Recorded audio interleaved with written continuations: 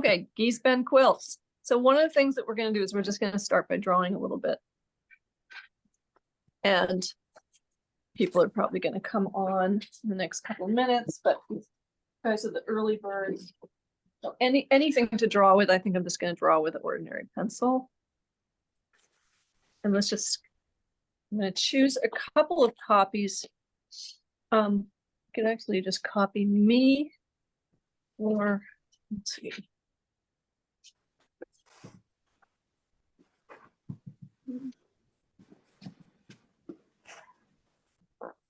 So some of the quilts are square. Most of them are a little bit rectangular. Some of them are very rectangular.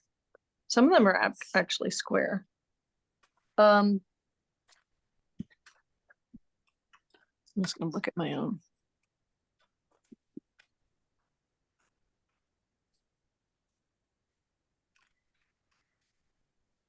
What's wonderful today is how raw everything is.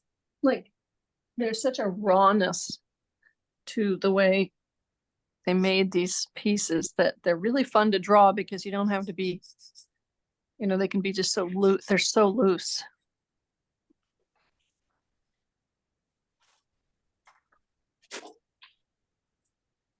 I found out how incredibly complicated they are too. They're actually really complex. Wouldn't you know it? Wouldn't you just know it? So we're going to work with some of the easier ones, because I some of them are just too complicated.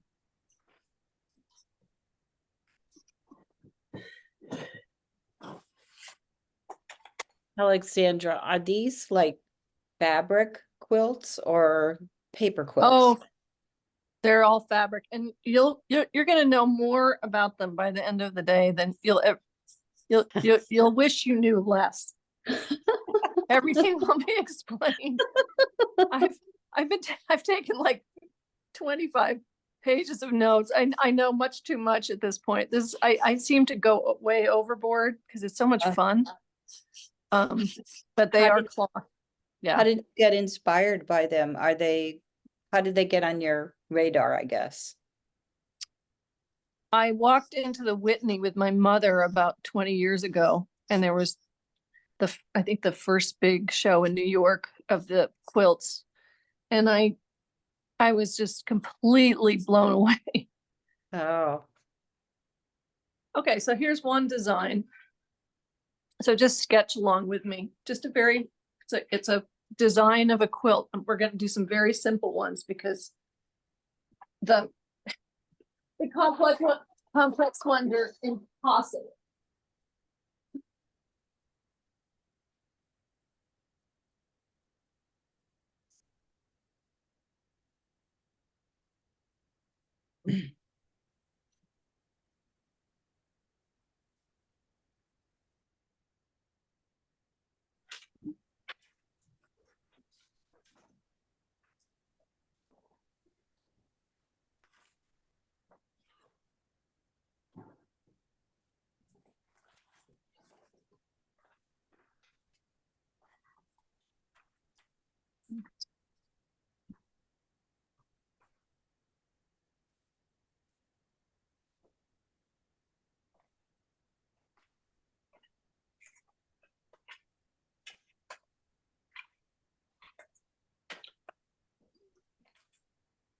So wonderful exercise is to immediately start sketching.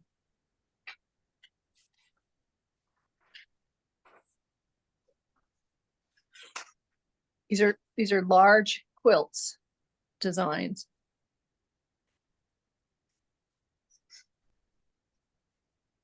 And I'll be going through all the book and showing everything.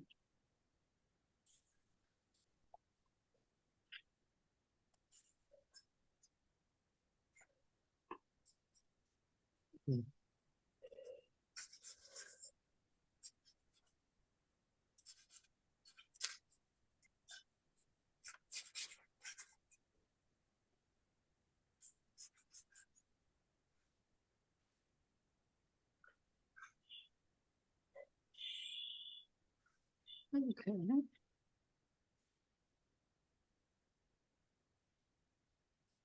I'm doing a Diebenkorn drawing class on Saturday, and I'm kind of drawing like Diebenkorn a little bit. Yeah. The way he's such a loose, wonderful draw. Because it's kind of fun to do these little sketches of these very abstract designs.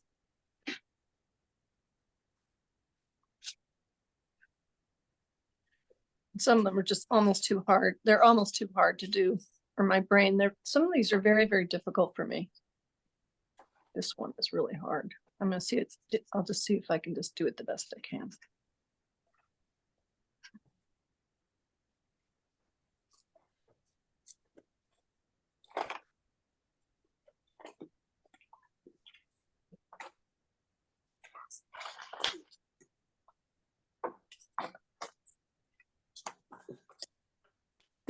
They're very organized and disorganized all at the same time. So that there's a lot of order, and there's a lot of systems and veering off from systems.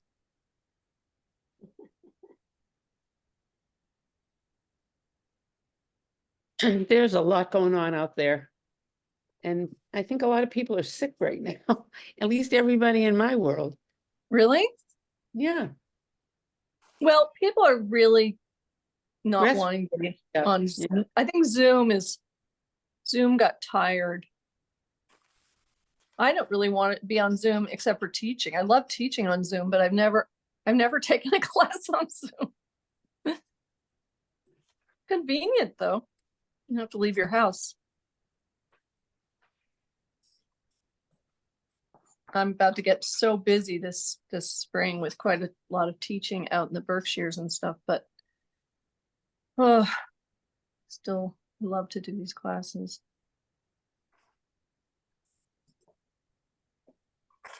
So there's sort of an order to this one.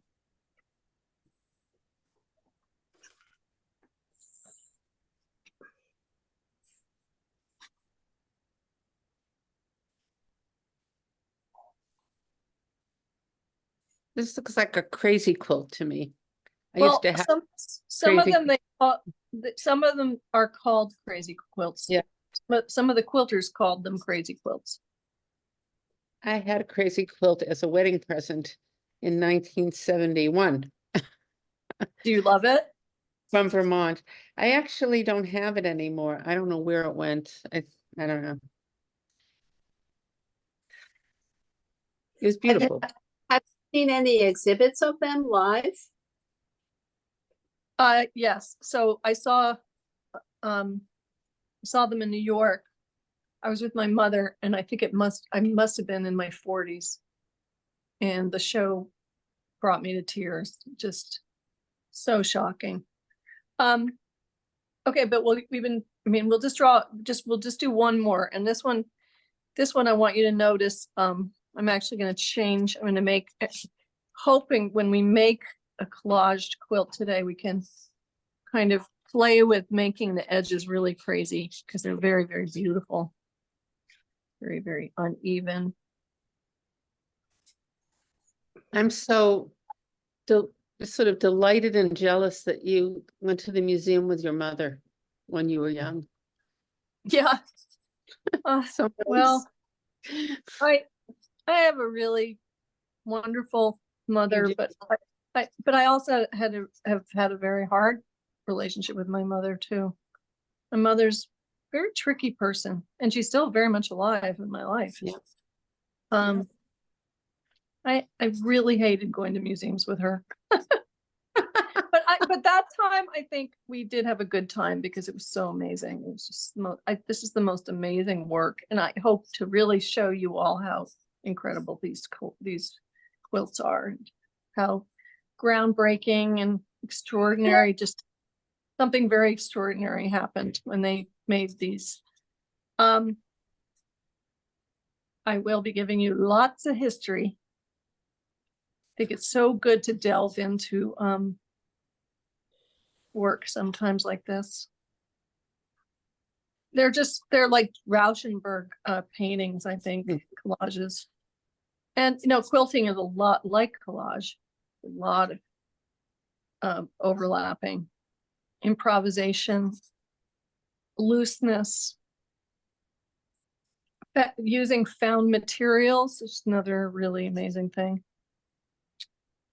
Okay, so that's, Use of grids. hmm, I was gonna say use of grids. say it one more time. Grid. The use of the Oh, yeah, grid. yeah, the grids, absolutely, yeah. And some of these are just too hard. Okay, so just finish up that little sketch, just a little nice warm up. Yeah. Okay. Okay, so the Geese Bend quilts. You know, I'm finding that I really love to have a book in order to do a Zoom class on, you know, with a theme. I'm just not, I don't know, I'm not organized enough to be able to find images on the internet and then put them in a slideshow. That's like, I know an artist who teaches at Harvard, and she says she spends like 5 hours on the slideshow itself every week. And I'm just like, can't do it. So this is very immediate. I can show you the book. Okay, the Quilts of Geese Bend. Why are they so amazing? First of all, this is a very beautiful book. And on many of the chapters, they have these little tiny details of the quilts. And these details I'm almost more attracted to the details than the quilts, because the quilts are very, very complex. And this would be really hard for us to make. And I also think I almost am always attracted to details of almost anything. And that's because I have more and more of a minimalist attraction to super simplicity. Okay, so these are pictures of the quilts. The women that made them, all African-American women from Geese Bend in Alabama. Geese Bend was, it's really called what was it called? A river island, because it was on a loop in the Alabama River. And it was surrounded by water on 3 sides, and you could only get to it either by ferry or by an excruciatingly long trip, like 3 hours on a dirt road. So it was a really isolated town. And because of its isolation and its poverty, the women and men became extremely self-sufficient in their farming. And they were very much cut off from the, from the horrors of living along white people, because there were a lot of horrors back then. As there So still are. what years are we talking about here? So 'Cause it's contemporary. Look, they cannot find any quilts that existed before 1920. okay. So we're really talking about quilts between 1920 and like the 70s. Yep. So this Annie Mae Young was born in 1928. And by the way, these are some of the names of the styles. This is called housetop. And this Nettie Jane Kennedy was born in 1916, died in 2002. This book came out in 2002. What's very extraordinary is this choice of veering off from pattern. You know, that's part of what's amazing about these, is they're, you know, quilting, when you think of Amish quilts, which are gorgeous, early shaker quilts, the recipe is very, very strict. And these women are veering off from patterns and just doing their own thing. They're very improvised. And they're also put together sometimes in strips. So they're worked on in strips and then put together at the end. And of course, the quilting is the stitching, and that's the last stage. It's really the design of the quilts that is just mind-boggling. The civil rights, I'm going to be explaining all this when we get going working. I'll be kind of, you know, pattering away at the history while you're making a collaged quilt, so to speak. This has the word vote in it because this one was done when the civil rights movement came to Alabama. Martin Luther King actually visited Geese Bend, and it's really a sad story because people started using the ferry to go register to vote in the larger town 50 miles away, and they had to use the ferry. And so the white people just closed down the ferry, and it's still closed down. to isolate them so they couldn't vote. I mean, this is the stuff that I've been reading about. It's just amazing. Oh, yay, there's Libby. So they are using found materials. They are using whatever they could get their hands on. And what's really amazing is they they always use the jeans, the denim that came in to our country, you know, probably in the 40s or 30s. So this is a very unique one with circles. Everybody has their own style. But I want to get to the work. The work pant. I mean, look at that design. This could be a Kenneth Nolan painting. It's just the amazing sense of also the African colors. This is the one we're gonna do today. We're gonna make this quilt. So let me get to the work pants.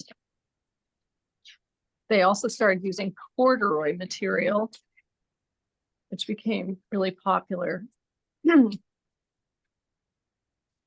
mean, isn't that just gorgeous? I just think it's so beautiful. Amazing. Let's see, where's the pants? I guess I passed them by. How could I have? I have work clothes on page 77. I have the book. Oh, okay. Oh yeah, okay. So these are all the jeans of people working in the fields. So they use the jeans and some of them are totally worn out. Some of them are less worn out. So like that, look at the pockets. So incredible. Like that, seeing that in person at the Whitney, I don't know, I was just blown away. One person talked about how her husband burned a whole bunch of the old quilts because he thought they were worthless. They were sort of worn out, and these were, you know, just amazing. The next class I might want to do is on that kind of Japanese assemblage with fabrics that's so beautiful. There's a whole movement, which I can't even remember the name of it. With collage is made with old fabrics. Okay, so what we're gonna do next, and Libby, what we've already done. Sorry, is it's okay. We just did we did some sketches. These were my earlier sketches of some of the designs. The designs are very complex, and I'll show you a collage I made today. you could do it. Could you do it with cutting out things from magazines to make a quilt? You know what I'm saying? Absolutely. I think what I really like about using the painted paper is that it really lends itself toward the feel of the quilts. So this is actually a nice opportunity to use any kind of funky little paper that almost all collage artists have somewhere, you know, like stuff I don't usually use anymore because I don't want to use other people's patterns. But today it's a perfect opportunity for this, you know, to throw some of that in here. You can follow me. We're going to mix colors, paint papers for this collage, for this one. This one is actually incredibly beautiful because of the different tones of color. And it's quite simple. We're going to paint the colors on paper and then piece it together. But you're totally welcome to go crazy with using anything you want and just get the feel of this sort of, you know, the unevenness of it all. I tried to have the edges uneven. It was actually really hard for me to figure out how to do that, but I kind of learned. So this is how I'm going to start. I'm going to use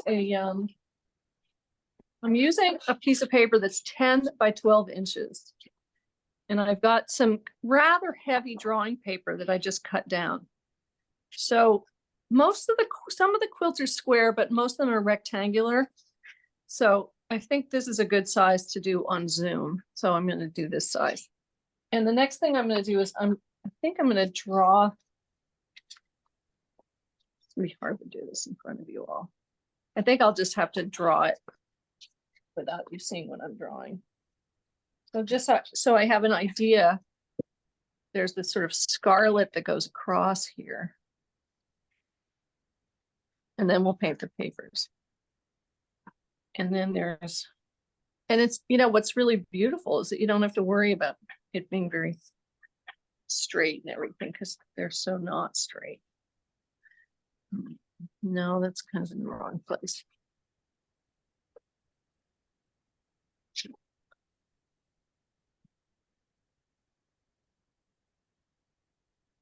So you can, I'm working, well, I'll do this again. I'm just kind of getting my brain around this a little bit.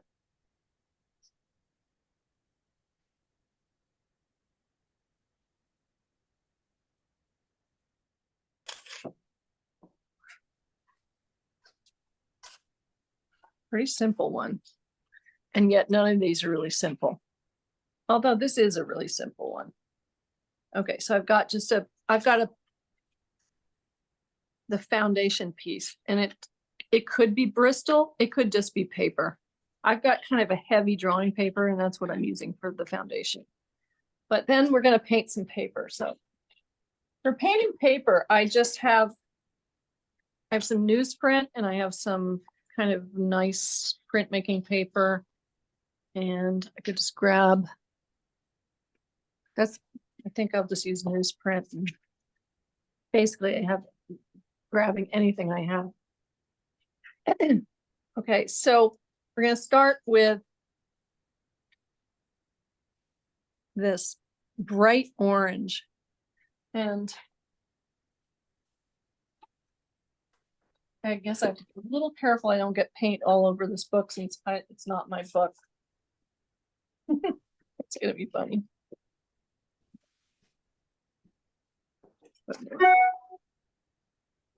All right, so to mix this beautiful bright, it's like a very bright orange. I've got orange, an orange and a pure red. And I'm going to take a container.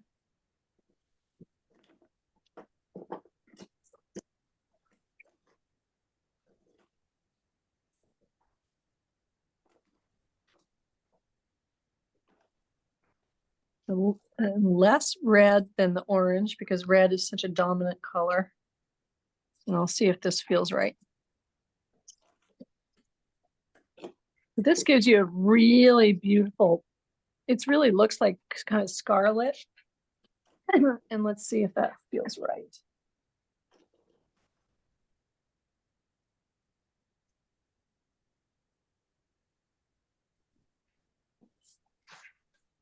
So just an orange and a red. It feels like it's a little redder, but I think it's pretty good.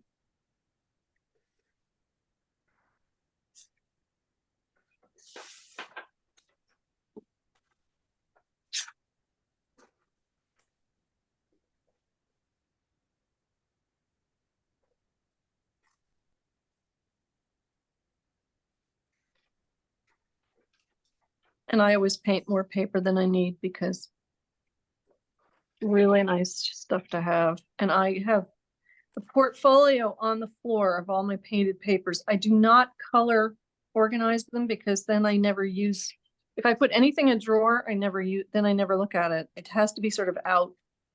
And that's just the kind of artist I am. If I had a huge studio, I would have like tables running along the walls with stuff on them. And I often wish I had a huge studio, because I really need to be looking at all my piece of paper when I'm making collages. And I've been really making collages lately for this show and working a lot. And I could let that dry and then do another coat, but I think one coat's fine. So I'm just gonna, one coat's good on that one. You know, it kind of makes me think that I might do a little bit on white paper to see if it feels more bright. It's experimenting. I know I go too fast for everybody, so I'll just do a little bit more of this color.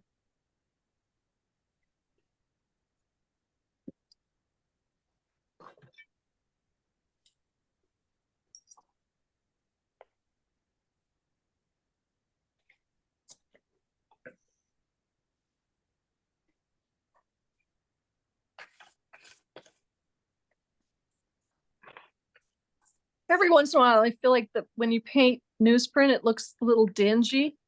Sometimes I love the feel of it, but I don't know, this might just do a little bit on white. This is something you should experiment with, is the difference of painting on a piece of newsprint and painting on a white piece of paper. The white is going to come through as white paper does with watercolor. And so sometimes that is going to feel really good. And I know, like Jane, you've been doing a lot of landscapes. So, you know, there's some people who tint paper before they go out and paint, and they might tint it like a beautiful rusty brown. And of course, Rembrandt and all those people would work on a tinted canvas, or watercolors too, sometimes. I bought those Holbein gouache paints. Oh, And for yeah. I learned very quickly that I shouldn't put water in them because they thinned out, they washed out, so that they didn't look like your beautiful solid color. You mean you put too much water, maybe? Yeah.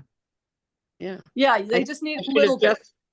just, yeah, I probably shouldn't have put any, but, No, I always thin them down, always. oh, Yeah. really?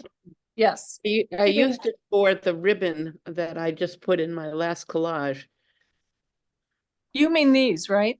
Yeah, I bought those. Yeah.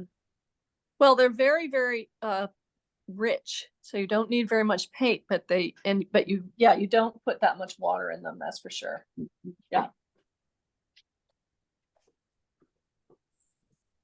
All right. I'm gonna move on to another color, but I don't want to go too fast for everybody. Is everybody okay?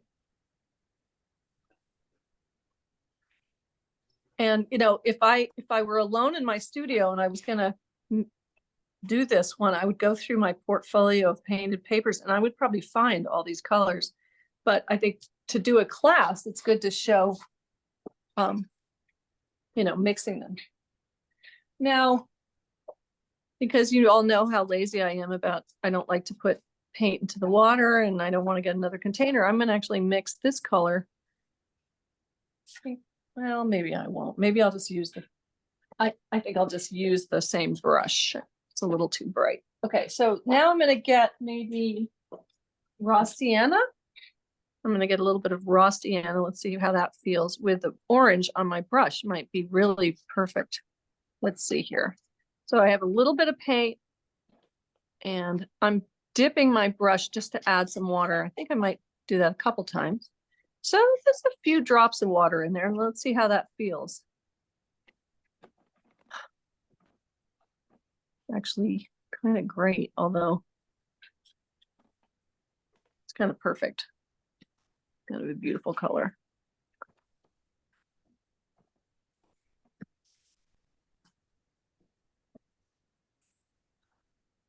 And I especially like it where it looks kind of uneven like that. Kind of painterly, funky. Because the cloth has that feel. So the painted papers that we're doing really look beautiful copying the Giesben quilts. They really do, because it has the same feel as they're using, you know, all this found stuff, these old clothes. Sometimes they would go to the dump and find clothes people had thrown out or their own clothes that were worn out. These are very poor people and the resources were very scant. And it's part of the power of their work, the way they make these incredibly beautiful designs that are bold and geometric and very honest. And so I'll be throwing out a lot of words like that today. Okay, so I've got that color now. And I'm going to put this aside. So I think all I used was a raw sienna, but if you have a yellow ochre, that would also work. And we always have to do this painting early in the class because then the stuff has to dry. Okay, and now I think I'm gonna put some water in here and I'm just gonna wash my container out a little bit. And I'm gonna do a very pale yellow, so I am gonna use some white. So I'm gonna put a bunch of white in here. And it might be just what's on my brush. Let's just see if that's enough. Might be perfect.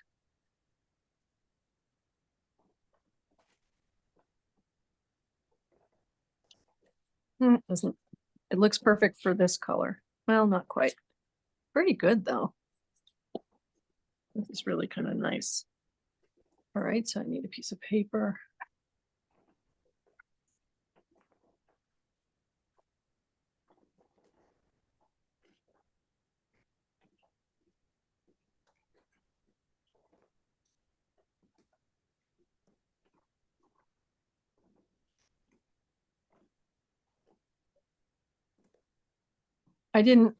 All I added was white, and then this is kind of a good color for this.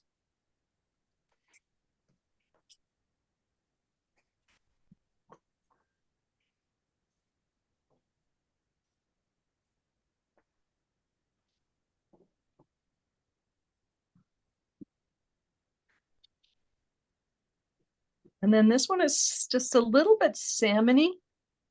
So I think I'm gonna get some white and a little bit of, I don't know, pink. But it's really light. So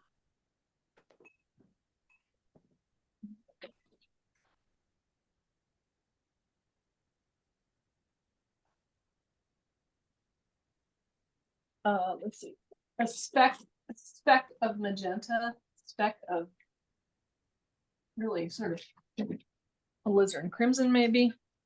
Just gonna put this tiniest speck. And when I want a speck, I just get right on my brush like that.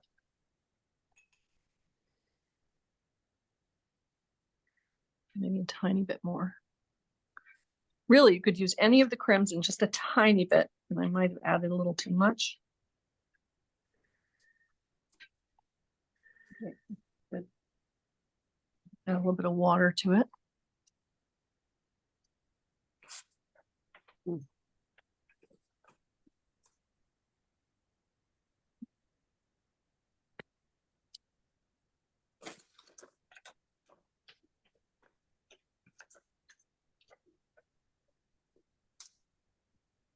I have a little bit of blue on the bottom of my paper, and I'm just going to leave that right on there. Because remember, they're using fabrics that are found, that are old, that are worn, that have rust spots on them and little issues.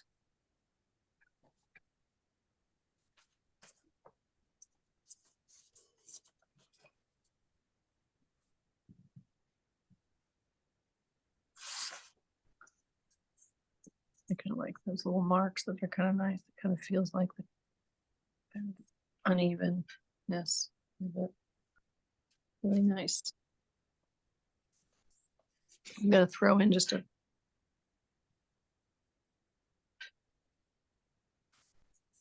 unevenness. Spread that up a little bit. Maybe I'll.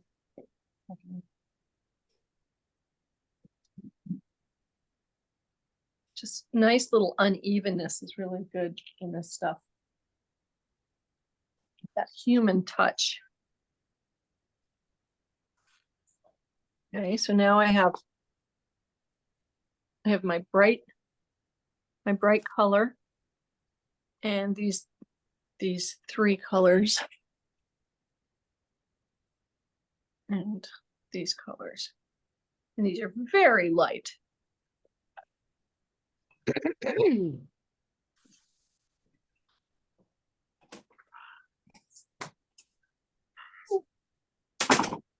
All right, now lots of brown, and these they're just a little bit, these pieces here, this is very dark brown, almost black brown, looks like black on the camera, but it's really very, very dark brown. And this looks all the same, but it's a little darker in the top. So we're gonna mix some different browns. And browns are tricky. So let's see what we got. I've just got some watery orange here and I'm gonna make it really dark brown. So I'm just gonna get burnt umber. I can find it. Bunch of burnt umber. I'm gonna go really dark at first, I think. And I have white on my brush and that would not be appropriate for that color. So I'm gonna wash my brush out. I don't usually wash my brush out, especially if I'm gonna make a dark brown, but if I'm gonna make a color that's really dark, I want it. I don't want any white in there.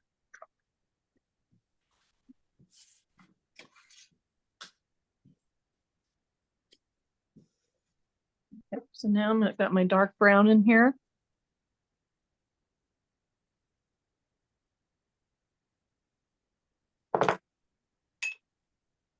And it's not near, now should I start with the really dark and then lighten it? Because this is not dark enough. Kind of good for that though, kind of. I think I'm just gonna try and make it really dark. So windy and wintry today here.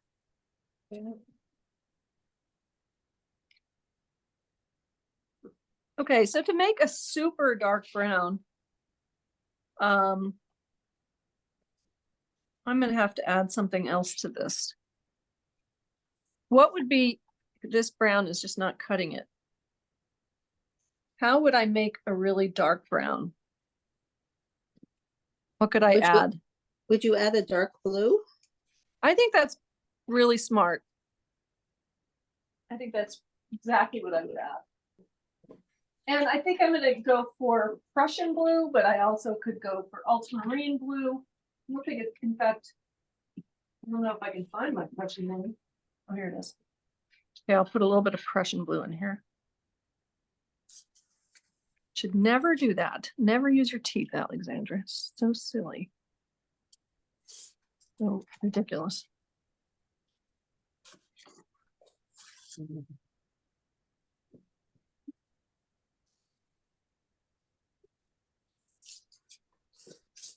So Alexandra, the colors you're using are raw umber and Actually, not raw umber.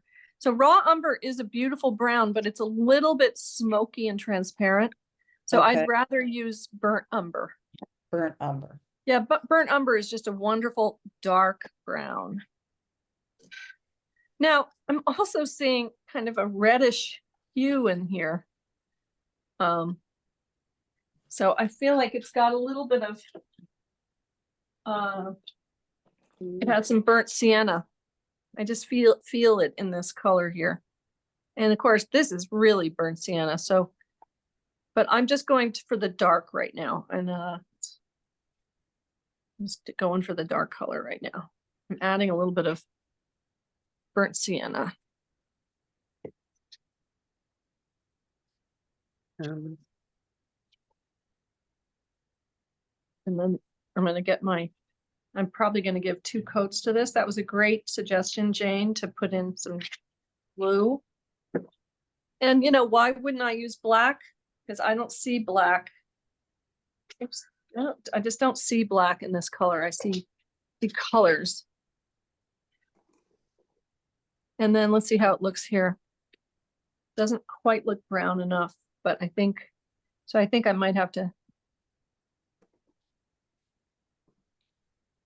It's kind of good for that brown though. So maybe I'll leave some of this and then I'll have to go make an even darker color.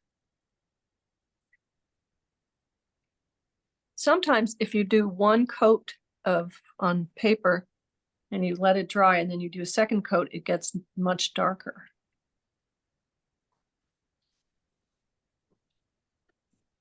I think what I'm going to do is I'm just gonna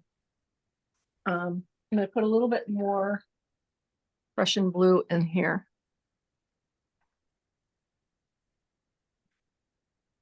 Now it's really blue, so now I have to go find my burnt umber again. If I dropped on the floor.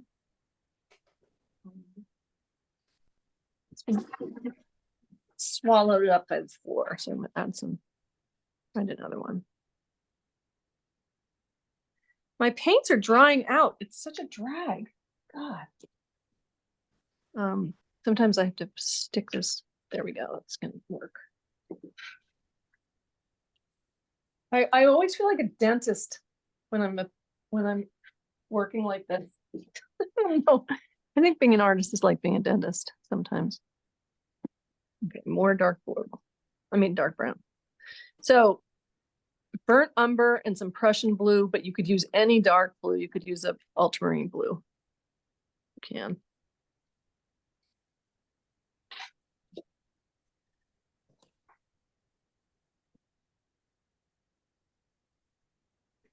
Let's see if this feels a little darker.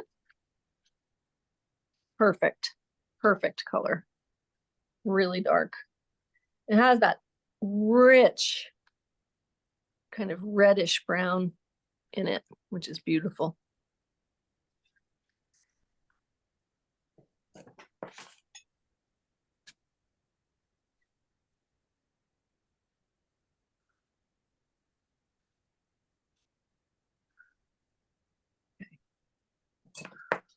To make sure I have enough of this for this piece.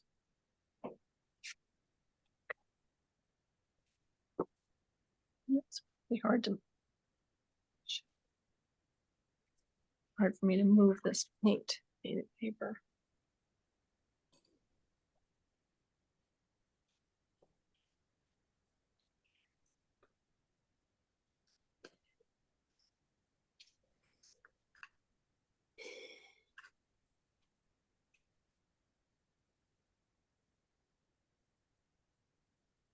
Just trying to get the paint off the brush.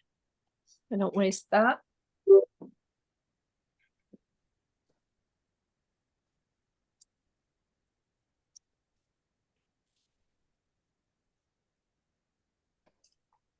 Okay.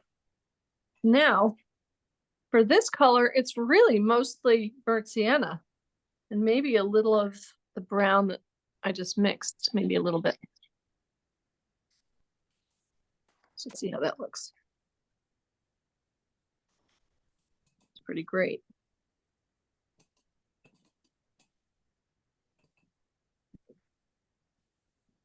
So this is just on newsprint.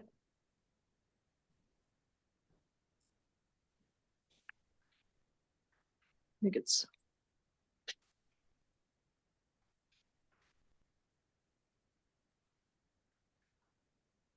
I really like the uneven brush strokes. If I can get them in there.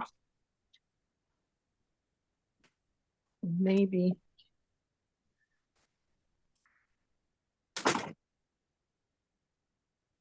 And a little bit of this is at the top, it's a little darker up here. So I'm just gonna have put my brush into my darker paint just a little bit. A little bit. Love the unevenness. So amazingly, Lee Krasner heard about the quilts and she went down there to see them. Just such an amazing story. So Lee Krasner was married to Jackson Pollock and she heard about the quilts because they got some notoriety in the 60s, 70s. All right. I am gonna let this dry now. Any imperfections or funky little areas, that's gonna really, it'll work for you. See that one side is a little lighter, one side is darker. I didn't really get that strip. I'll do that right now because I forgot about it. We have a combination of colors.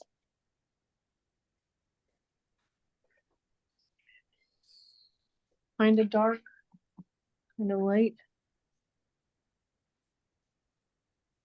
What were those? How did you mix that? Sorry, I'm doing my own, but I want. Yeah, like so I color. have pure burnt sienna in one pot. And then I have burnt sienna in one pot. Oh, that's not burnt sienna, sorry. Burnt sienna. It's just one of the most beautiful colors of all time. Mm, it's gorgeous. And then, yeah, it's a gorgeous color always out of the tube. And then burnt umber mixed with Prussian blue or any dark blue Mm. to make, and I'm sort of combining them because this little strip is dark, but not as dark as the other stuff. Just kind of combining them.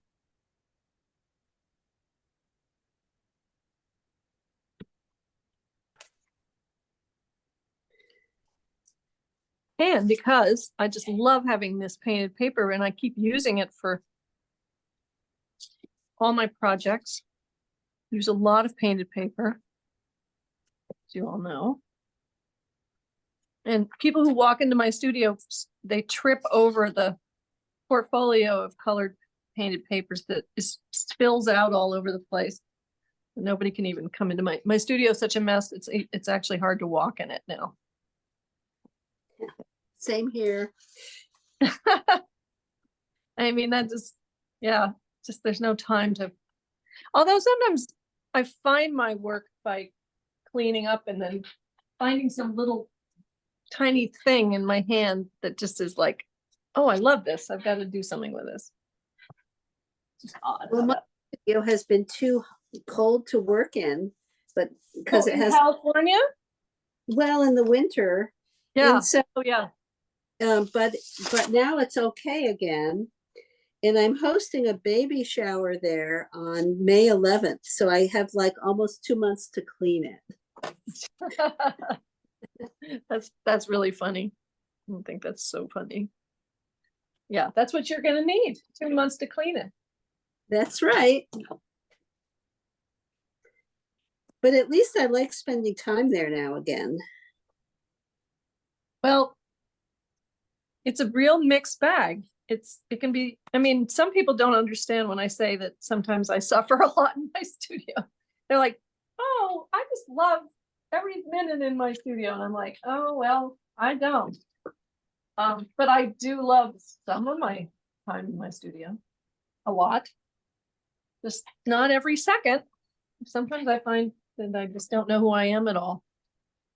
And I'm finding that that just happens to all artists. Pretty much. Okay, so I know you're finishing mixing these colors, and I'm just going to leave this here so you can keep matching them. These blend into each other, but one is a little more salmony, one is a little more lemony. This is a very beautiful sort of bit. I just love these. I think these are gorgeous. Okay, so I will give you a few more minutes to paint your papers. And I'll start with, let's see, I don't know how to start with this. So one thing I learned is that a lot of slaves were brought down from North Carolina in 1845. They were walked down to this area of southern Alabama. And slaves were, whoever they would go work for, when they were moved, they would be renamed, and they would be named after the white plantation owners.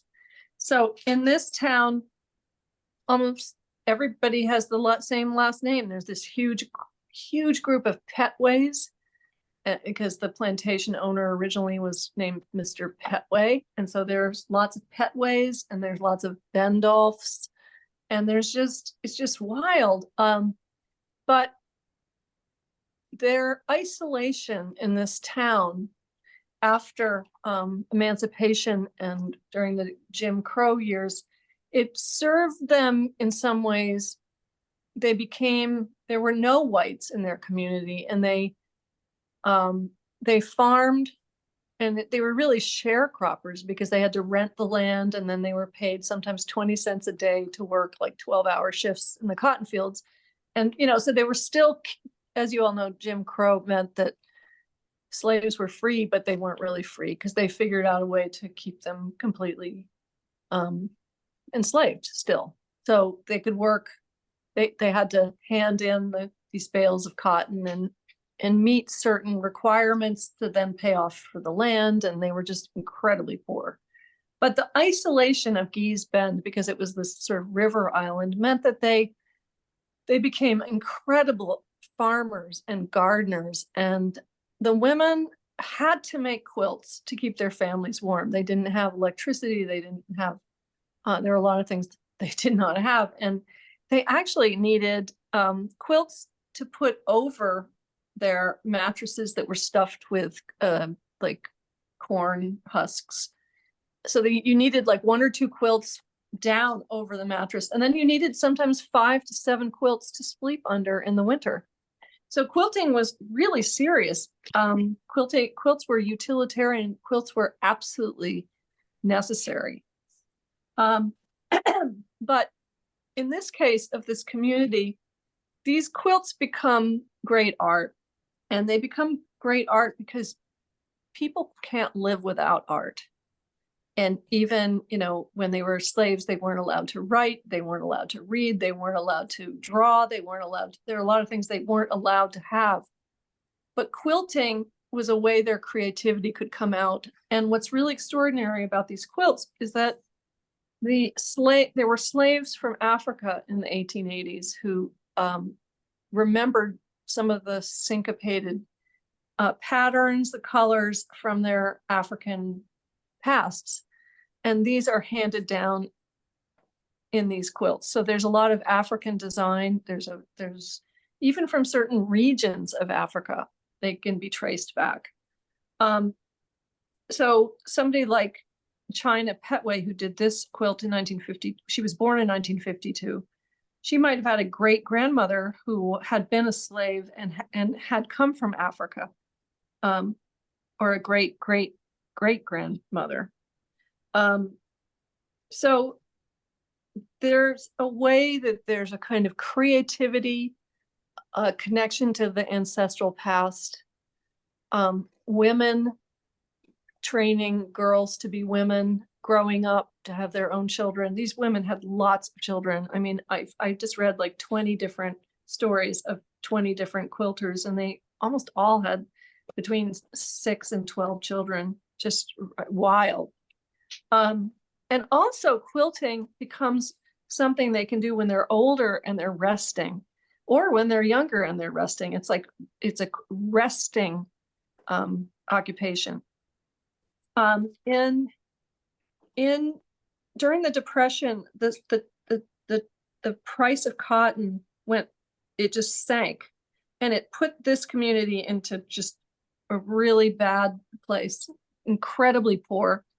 And Roosevelt came into power, and he did this, what was it called? I have it already now. Let's see. It's a little hard for me to find it probably. Let's see. See, that's the trouble. I have too many notes, so I'm not going to be able to tell you anything actually, because it's just too confusing to even look at my notes.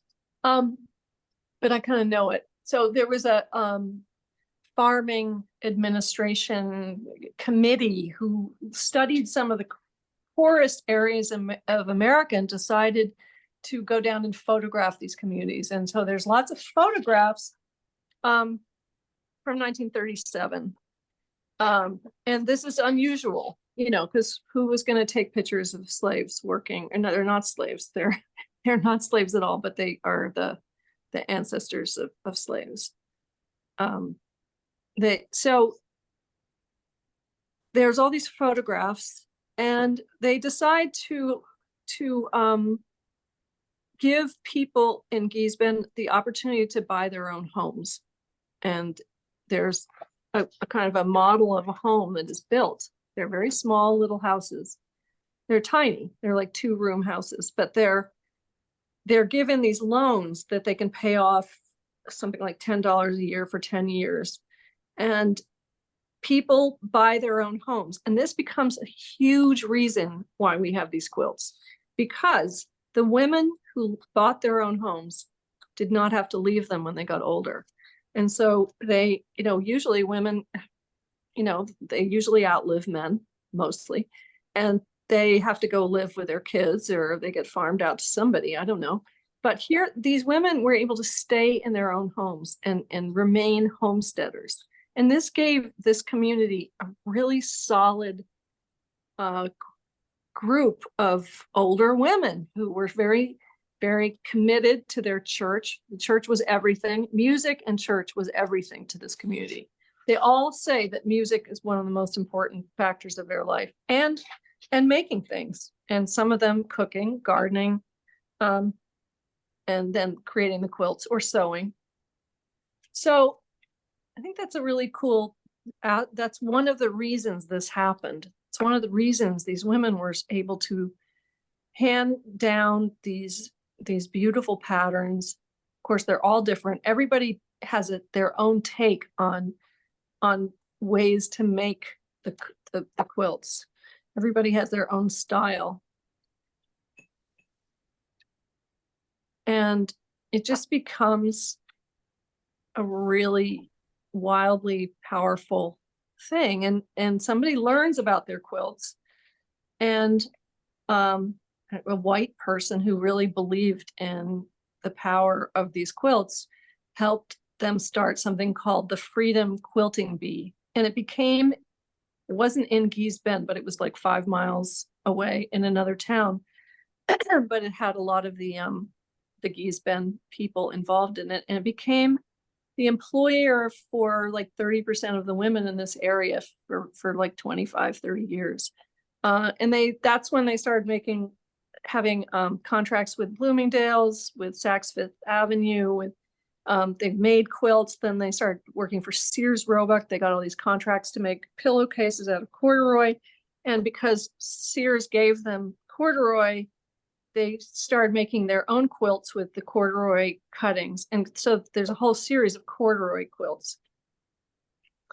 All right. So I think I'm just going to go through just a little bit just to talk a little bit more about them. This is one I copied today, and I find it so painterly and so beautiful. So let's see. One thing I did was I wrote down all the words that describe the Gee's Bend quilts. And these are some of the words I collected in the last 3 days. Strong, geometric, minimalist, unexpected, primitive, and sophisticated at the same time, raw, honest, direct, surprising rhythms, unusual colors, patterns, spontaneous, improvisational. Sound familiar? It's all like collage-like, and that's actually on my list. Collage-like, abstract, loose, bold, individualistic, syncopated, dissonant, asymmetrical, linear, Afrocentric, spiritual, and free. If you're gonna have a really hard life where you have to work so much and you have tons of children, and actually the men called the shots on having children. Apparently, if a woman did not have a baby every 2 years, the men were made fun of. I mean, and these women, a lot of these women started having babies when they were 14, 15, and 16 years old. It was just completely rough. But they could have their expression in their work, in their beautiful quilts.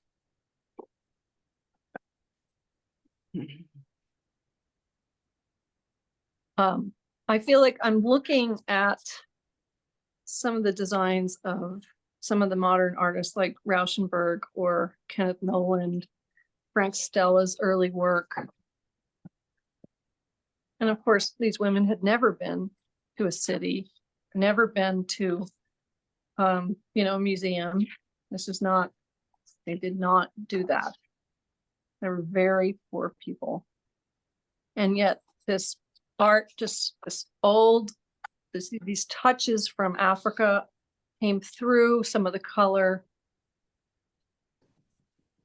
just came through. And there were, of course, it's also, think of what making quilts means. It usually means making them together, making them as a community, women coming together. So there's all these sort of amazing things coming together. The quilts are utilitarian. They serve they're a gift to their family. they can express their need for beauty in these homes that were covered with newspapers on the walls. And they're so you know, the creativity in taking old things. And there is this one essay in this book that talks about how some of the African American art from the 20th century was based on making collage-like assemblages of things that people found. Oh, I'm not going to remember the wonderful painter. There was a show at the Fog last year and about watercolors, and he had done, this was a guy that found planks in the street, and then he would take a black, I don't know what he used, some kind of black tar to make these figures on, and they're just such beautiful paintings. I have a whole book of them at home, but I'm blanking on his name. So the art, it's really, this is actually all nylon and like polyester knit, and I just don't like polyester very much. And also sometimes you have a quilt that just seems like completely different. And of course, they're all, you know, separate people making them. But I mean, that just feels so African. This is a woman who had like 12 children, and she became the midwife in town. She was basically like a doctor to everybody. I love their names. Lonzia Petway, Annie Mae Young. So this book is very beautifully organized, and each chapter has these little details. And as I said before, I'm kind of attracted to those details because the quilts themselves, I just couldn't really copy a whole quilt. I mean, we are today, we're going to copy one. This one was compared to Kurt Schwitters by somebody in one of the essays in this book. And Kurt Schwitters is another artist who was responding to war in Germany and the complete poverty that ensued for the Germans after World War I, and how the trash wasn't picked up. And he started making collages with all the papers that were flying around in the street and all the stuff that they couldn't throw out because there was no trash pickup because the whole city fell apart. And, you know, it's like making things out of found things, making things out of old things. And the jean, oh my God, the beautiful jeans, gorgeous. I mean, this is just an amazing quilt. It's mine if I want. There's a whole kind called housetop. I mentioned that before.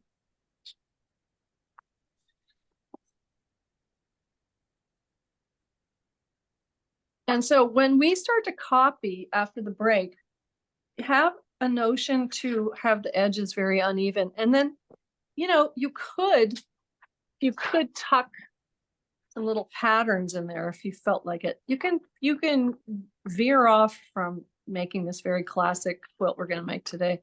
I love the way these edges are like this. They're just these little bits of pattern, just a tiny bit of pattern left on the edge.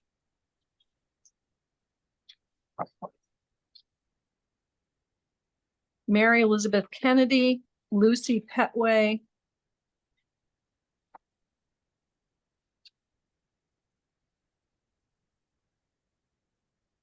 Beautiful. Did these people ever get rich?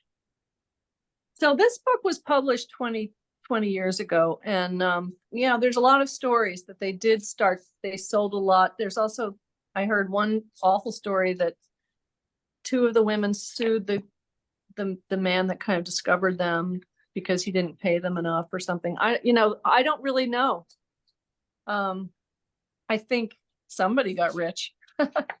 Let's hope. I don't know. I read this whole book this week. Yeah, that would be really, you could Google like, where are the Gee's Bend women now? And there is this sense that it's over a little. I mean, I don't think it's completely over because people are going to keep teaching their daughters, but apparently Gee's Bend, you know, the white people have made sure that they bought most of the people out of the land on the river, and there's a lot of white people there now. It's classic. It's probably heartbreaking, but I think, yes, I mean, I think certainly made some money. I don't know. That would be something to find out. That one is wild. Ella Mae Irby. She died in 2001. She was born in 1923. This is called the Texas Star. Essie Bendolph Petway. Nettie Young. I mean, that's not amazing. That's like Bauhaus or something. There's a lot of crossovers. Linda Petway. And these are just, I think this one is incredibly strangely beautiful with these little edges. Just gorgeous. Very powerful stuff. Leola Petway. China Petway. Luella Petway. Flora Moore. Emma May Hall Petway. And sometimes there were some good white people. I mean, from what I've learned about the man and his two sons who sort of discovered the quilts, he just thought they were masterful and beautiful and amazing. And I don't know that much about what happened. Yeah, after registering to vote in the 1960s, many lost their jobs as farmers, and they were punished for getting involved in the civil rights movement at all, or even trying to vote. But the freedom quilting became a source of power.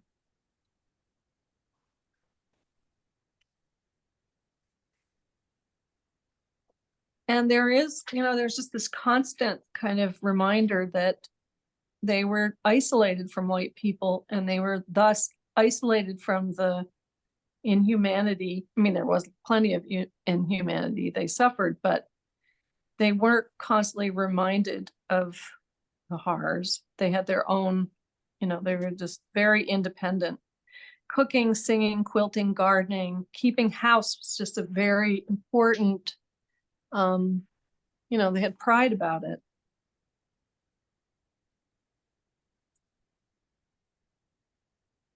The artistic response was profoundly political because it helped Africans preserve their humanity under terrible circumstances, both in slavery and in so-called freedom. Quilting, like music, is an affirming performance, a great colorful subtext providing a vibrant visual framework for the community. Quilting is a respite. It's soft, it's relaxing. I thought that was really interesting, that whole idea of quilting being soft.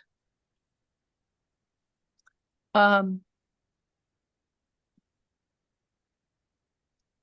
love it. There was a mother named Iola Mosley. The daughter was Mary Lee Bendolph, and the granddaughter is Essie Bendolph Petway. Plummer Petway, Loretta Petway. Offbeat, pulsating rhythm, veering off from traditional quilting patterns, not unlike the music. Chance becomes choice using found materials, perimeters of cloth, time, and pattern. There's a confidence in these quilts, as if showing their intact spiritual strength, even in the face of much suffering. The quilts become a language, their own prideful language. The quilts are gifts to their families, but also emblems of their combination of ingenuity and industry, and a show of their homemakers' ability. These are multitasking women, right? So they made them in 3 stages, making the pieces often in a whole strip, putting them together, and then quilting is the last step. Each woman has her own way of stitching, sewing, and cutting. These get handed down to the other family members. And by the way, Gee's Bend has a sister city. A lot of people moved to Bridgeport, Connecticut, interestingly enough. I think that's kind of interesting. So a quilt is more than warmth. It represents safekeeping. It represents beauty. And you could say it represents family history. And that was one of the artists, Nancy Lee Petway, who said that. Gee's Bend allowed a certain isolation and lack of outside interruption, what Dubois referred to as spiritual striving. So a quilt is a combination of a gift to their families and an affirmation of the vibrancy and freedom of their own spirits. There was one poem that started with, "Here is my testimony, here is my emblem of me. No one is quite like me." People from Gee's Bend were called benders. I thought that was funny. Gee's Bend was only 5 miles across and 7 miles wide, and a road was not paved until 1967, and the ferry is still broken. So it was the Resettlement Administration, Farm Security Administration in 1937 bought 10,000 acres and then allowed people to buy their own amount of land with a little house on it with like a 10-year loan. And actually it was really successful for them. I mean, it gave them something, at least. And of course they deserve so much more. So there was something about this one quilter who had visions and revelations when she quilted.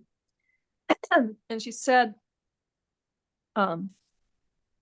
there is this feeling of misery in being lost and disorganized, followed by the desire for assurance, a gift. Voices, the look and feel of newness, of safety and cleanliness are present, but the crux lies in getting a vision with definite visual symbols, which is given by God to signify his promise for the future. Many of the visions were about death and rebirth, narratives of struggle, like climbing, crossing hills, ascending stairs or ladders, the presence of a man, either God or Jesus. And I kind of think about, there's a sense of ladders in a lot of the quilts. So Gee's Bend Ferry was suspended soon after the residents used the ferry to register to vote. And the sheriff said, "We didn't close the ferry because they were Black. We closed it because they forgot they were Black." That's pretty horrible. With the civil rights movement came benefits. One of them was the Freedom Quilting Bee. Started in 1966. 60-odd quilt makers met at the Camden Antioch Baptist Church and established the Freedom Quilting Bee. Within 2 years, the bee had a contract with Bloomingdale's. So they also had other contracts. Unfortunately, in 1963, a new dam was built, and many farmers were bought out of their rich land for next to nothing, and the cotton farming all but ends. And then in 1971, there was the court-ordered desegregation, which was horrible for them because the kids had to be bused. The high school was closed and the kids were bused like 50 miles away. I mean, it's just horrible. So let's see, I have written down unsanctified creativity. Think about it. Slaves were forbidden to write or draw. They were encouraged to be uneducated, therefore controlled by the whites. But art happened anyways, as it must. It had to be unthreatening, innocuous. Found object art and quilts became the basis of African-American art, evolving into a strong visual language. It's the language of improvisation, and be aware of the great music born of gospel and the blues, jazz. Improvisation in music, art, food, speech, and dress, a creative pulse in African-American communities, perpetual living and changing and improvising. The underground quality of power in the quilts. And there's actually a book out there that says that some of these quilts have signals and symbols in them for the Underground Railroad. So if people walked into a home and then they saw one of the quilts, they knew that it was a safe house or something. So there's a whole theory about that. I wrote, the river as moat enabled traditional ways of life to continue, and the isolation encouraged self-sufficiency. These were masters of creating from nothing, bare essentials, subsistence living, inherited wisdom and skills are key. The quilts have pride, confidence, they're utilitarian, they're beautiful, they're about community and survival. And this is another cool thing. The greatest vulnerability, when you think about it, is sleep. The quilts give warmth and protection and ornamentation and beauty at the same time. I mean, I love the idea of them being just like sleep being the most vulnerable state for all of us. Anyway, I wanted to ask everybody to think about what relationship they had with quilts. Like, what are your relationships with quilts? I never made, I made a crocheted quilt, but my mother was really into quilting and my sister Phoebe was really into quilting. And so I was around people who've worked on quilts forever. Like my mother, the woman taking care of my mother now is often fixing mom's quilt, which is on her bed that my mother worked on for like 50 years. So, you know, and then my sister Phoebe worked at Marimekko in Cambridge. And when she was 18, like till she was like 21, and she collected lots of scraps. So she has a Marimekko quilt. And that's always been an amazing thing. And I watched her make it for 20 years. Anyway, kind of amazing. It's like, and then yeah. I tried Sorry. quilting when I was in my 20s, maybe. And I was not enough of a perfectionist to be a good quilter by those standards, because you really had to line everything up just right. And I wasn't good at that. So I thought, this is too stressful. I mean, I love the design, but carrying it yeah. was really hard.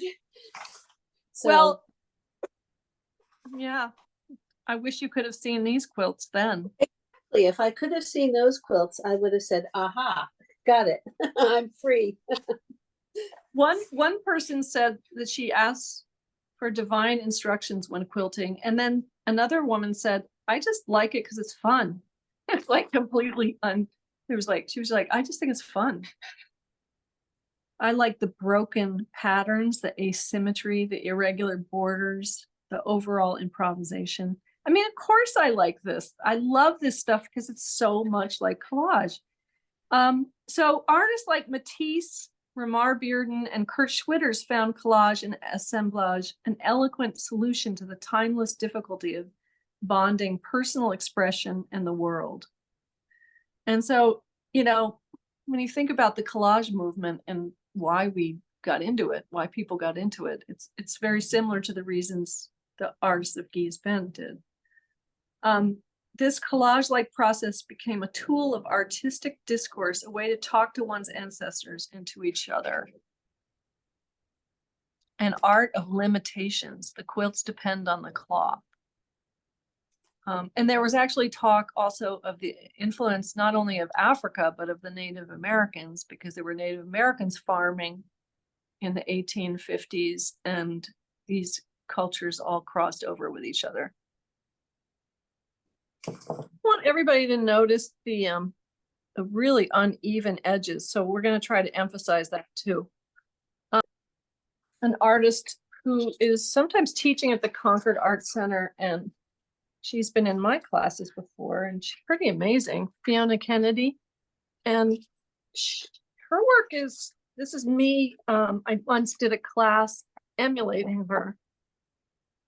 These are two of her collages. They're very minimal.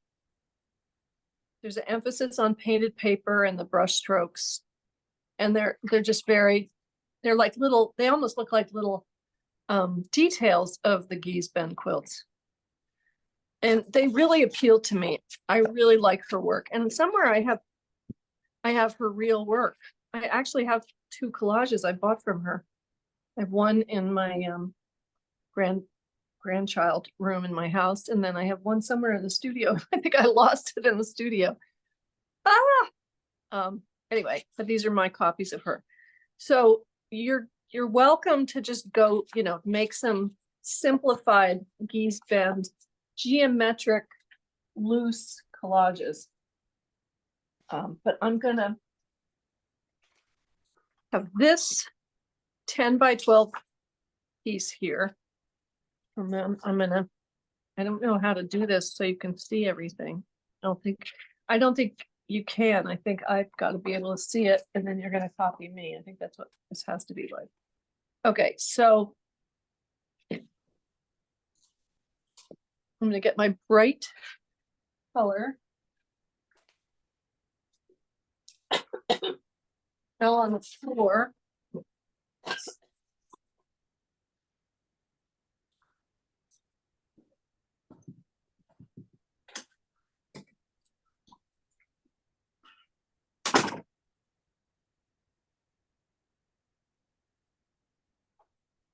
I'm also going to compare that color with the orange that I put on. Do they feel the same? This one feels brighter. I think I'm going to use that one, although I kind of like that one too. These look exactly the same.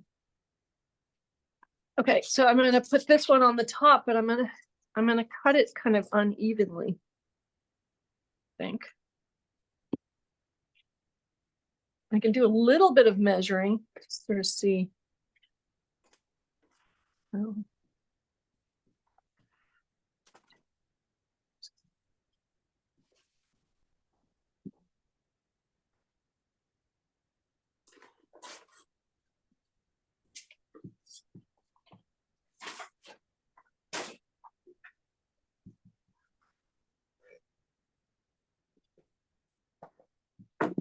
I want them kind of uneven. I'm going to put that right on the edge, kind of unevenly.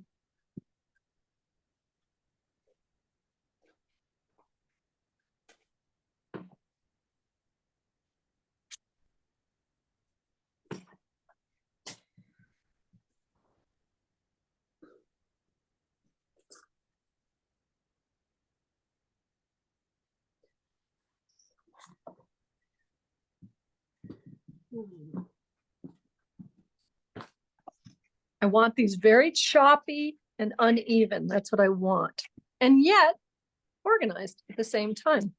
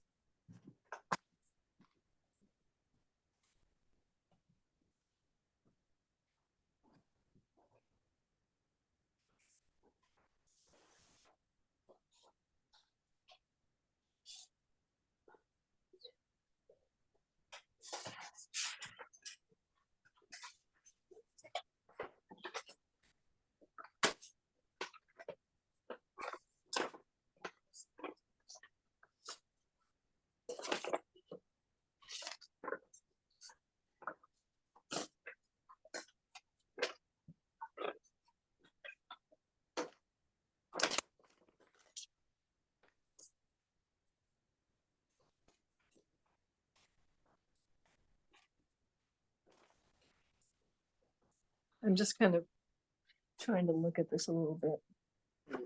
Okay, and then I'm gonna.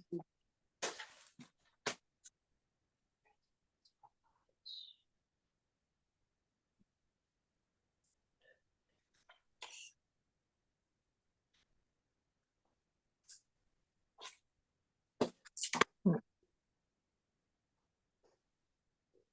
think I have to have a little more of this color.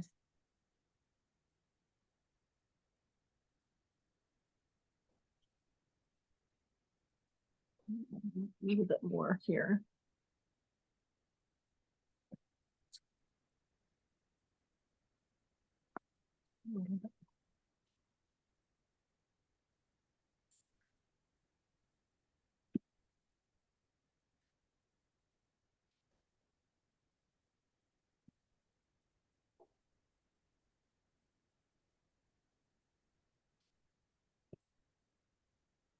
I'm so excited that some of you didn't know about Gee's Bend quilts, because now you're going to know, and it's going to blow your mind when you see them. Or see, there's cards, there's calendars, you know, they. Now, I guess I'll go to that color. Okay, this is when it's kind of nice to have a little bit of trace paper, right? I like to have the trace paper.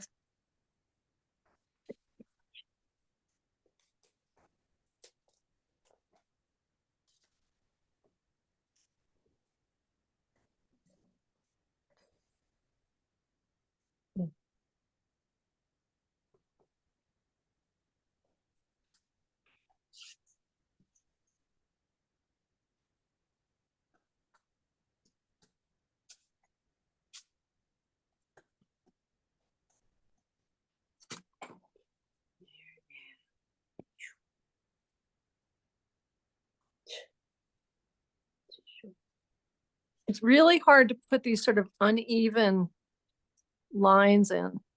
It's really very tricky to do this, I think. But it's really cool if you just take the time to kind of throw in some of the unevenness of it all.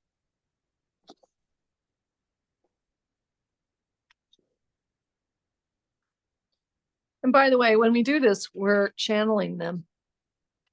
Because I actually really believe in all that stuff. I really do. I believe that I have all kinds of really weird thoughts about when people die and what happens to us. And because of my trip to Peru, I'm sorry, but I do. I believe in everything now. I believe in it all. Okay, so now I'm going to see if I can, and then have it spill out a little bit.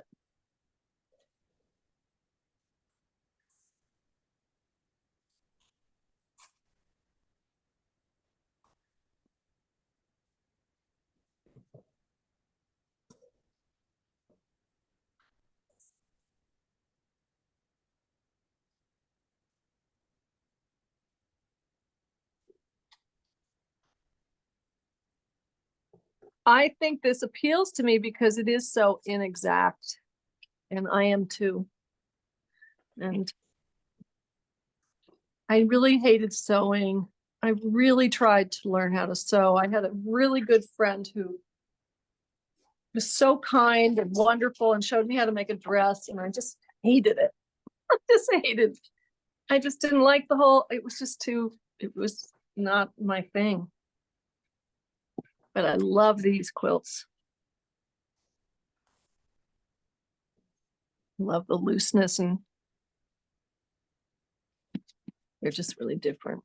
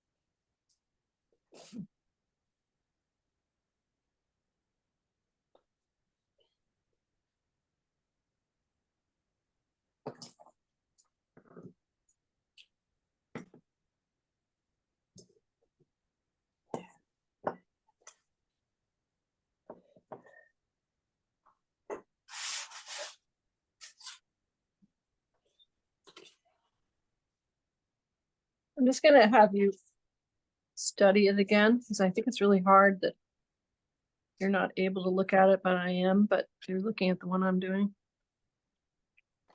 Notice how that is so irregular. I'm going to try to get some of that feeling. Just the way things are very uneven. Beautiful. How it moves like fabric, because it is fabric. And I think that's another thing that really attracts me, is just the movement in this.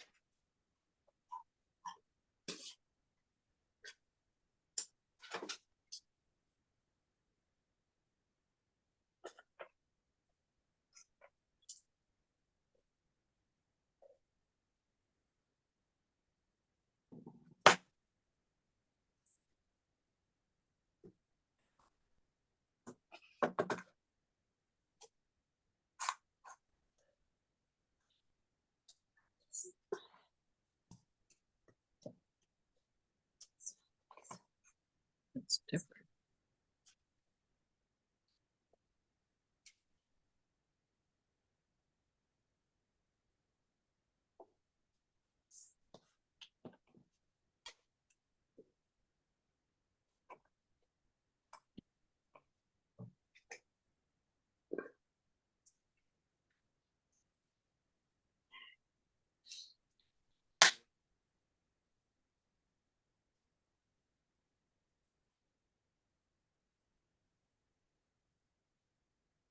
Not so easy. It looks so easy. Not that easy.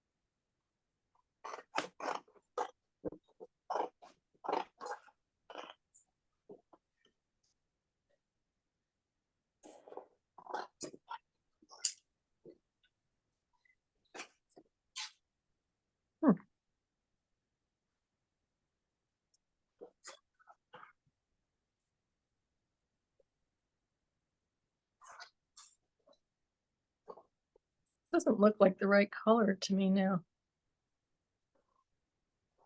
Oh, there it is. That's why, because it wasn't. Okay.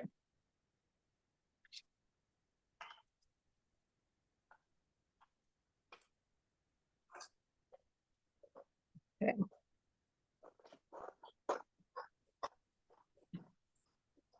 I wouldn't have been able to read you the history while I was doing this because it's actually quite hard to do this, I think.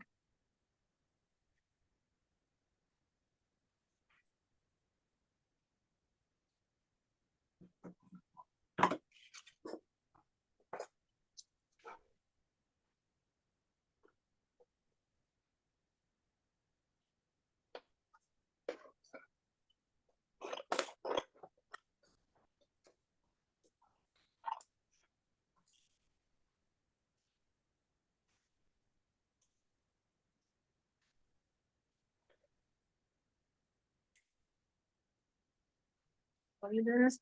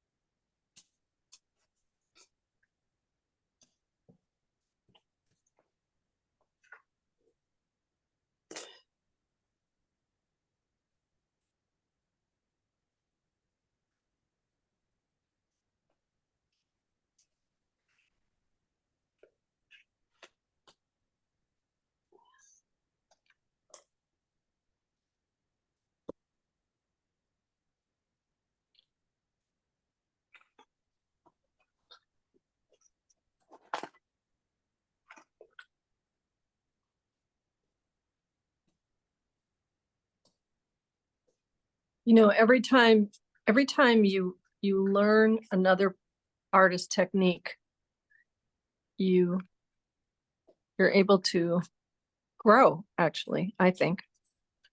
I feel like every time I teach a class like this, it goes in. It just goes in, and it becomes part of my own work. I learn from them. I learn from other artists. That's why I get so excited about it. I also feel like I'm with them. There is a great channel of communication. And it's opens up when you learn about another artist.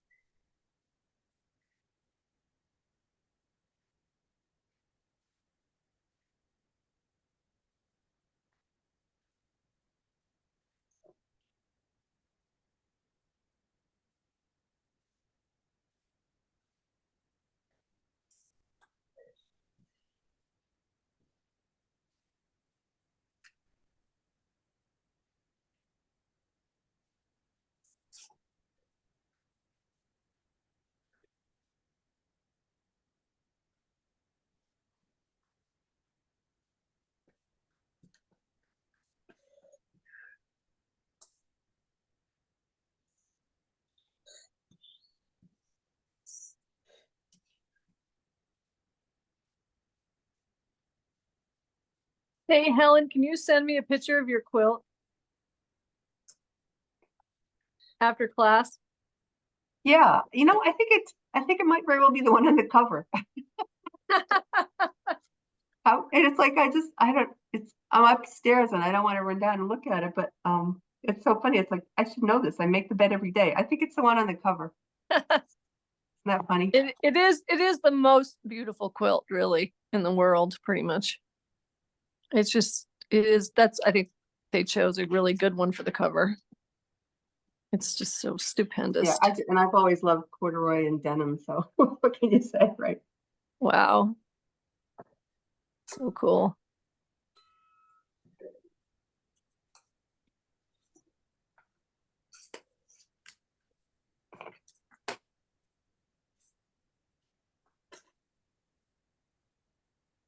These colors look awfully the same to me from this on the screen. Are you Really? like your two yellows on the right hand side? Well, bottom they're two? really, I mean, look how close they are here. Yeah, but it's, you know, it's okay too to have a seam, and it might be the same fabric, but if you didn't have enough that in a big enough piece, you might like just piece it, right?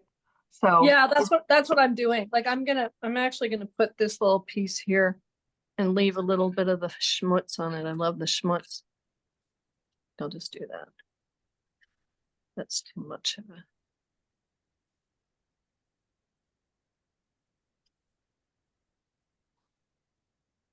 I have my sewing machine right here. I could just stitch on top of it after I'm done.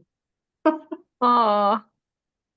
See, that's another thing I hated. I could never get the hand. I'm so unmechanical.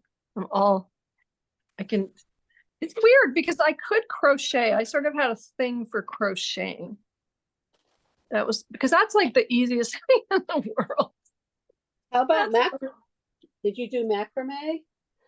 I did macrame. Yeah, I did. And I actually was a weaver. That's how one of the ways I started as an artist, you know, like 14, I got really into weaving, and then I went to a weaving school in New Mexico by myself. And yeah, I really liked weaving. So that maybe I just couldn't do what my sisters were good at. You know, I had to have my own thing. Sisters were incredible sewers. I'd come home and they'd be making bathing suits on the kitchen table with newspaper as a pattern. They would just they would just design their own bathing suits. They were really talented. And both my sisters ended up making lots of leather clothes. They made coats, and my sister Carrie now makes bags. Like every bag I'm always using, it's one of my sister's backpacks she makes by hand. I Yeah. in seventh grade, we had to take sewing and I was really bad at it.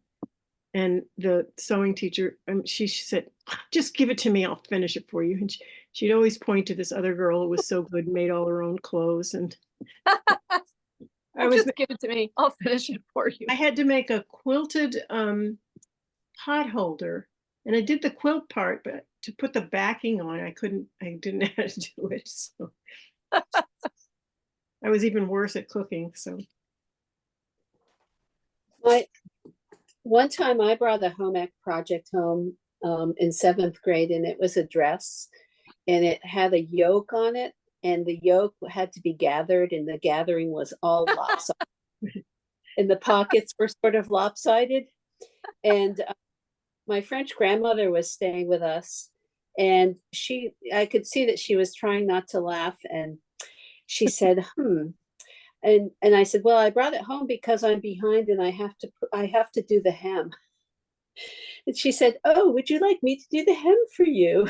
And so he did this hem with these exquisite tiny French boarding school stitches. And then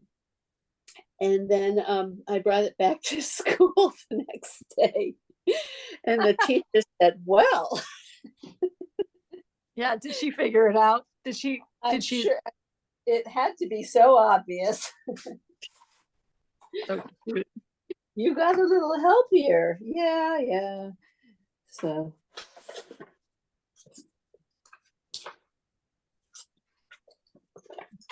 Very cute.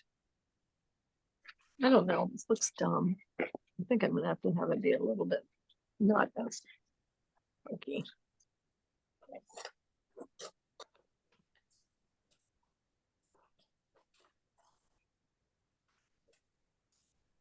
I've I spent mean, the entire time, I decided instead of doing the painting, I'd go through my painted papers. And then I ended up going through an entire bin and trying to organize it, and I haven't done a thing other than, at least I organized it a little bit. well, just- it's- I want to take the last part of class to just make anything, like just Well, I'm play. gonna try to do this. This was quite controlled and obnoxious, but I do think it's good to just get in the head of what these quilts are about a little bit.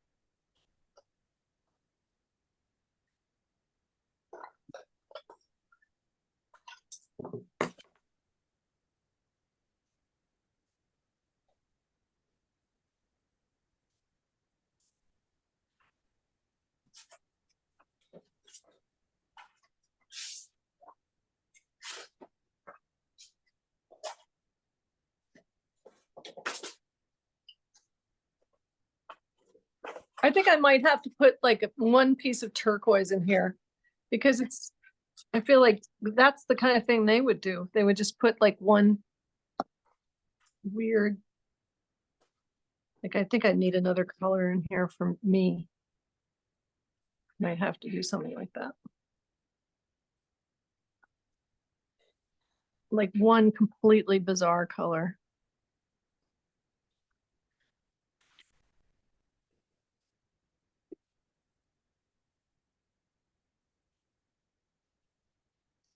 Do you know what I'm using in mine? Sandpaper. Oh, nice. I found some sandpaper on my desk. Who knows who threw it there? And yeah, so it's a cool texture and it's used sandpaper. So it I has, love it. I love it. I don't know. Now I'm exhausted. Firing, actually.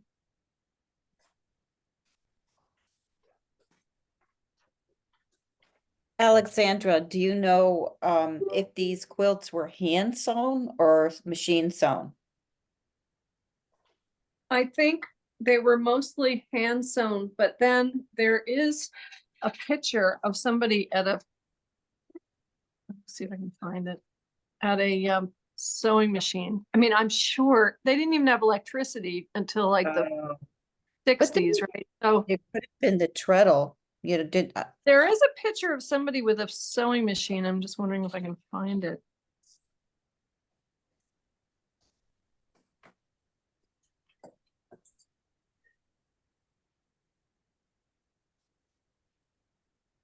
Oh yeah, that of course it was an unelectrified sewing machine, right? Of yeah, course. Yeah, and in fact, there's a picture here, and we can probably see them, you know, with the foot on the pedal, pedal. Yeah, something like that. whatever that is.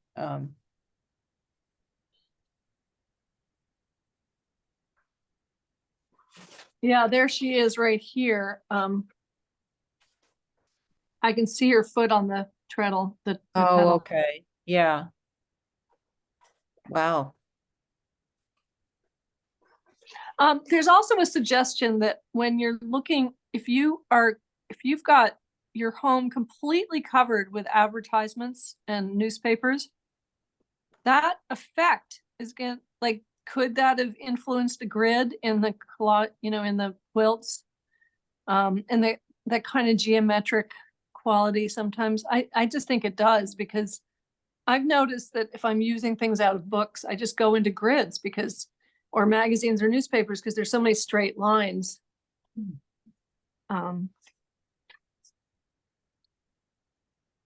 Yeah, but Just- quilts by definition have a lot of straight lines, so I mean, it might have been the other way around.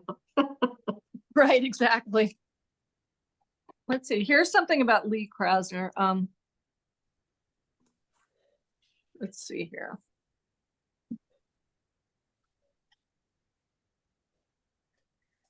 The quilting bee's presence in New York City became an intense, if short-lived, episode of the sort that the urban culturati often take up with great enthusiasm and commitment and then drop.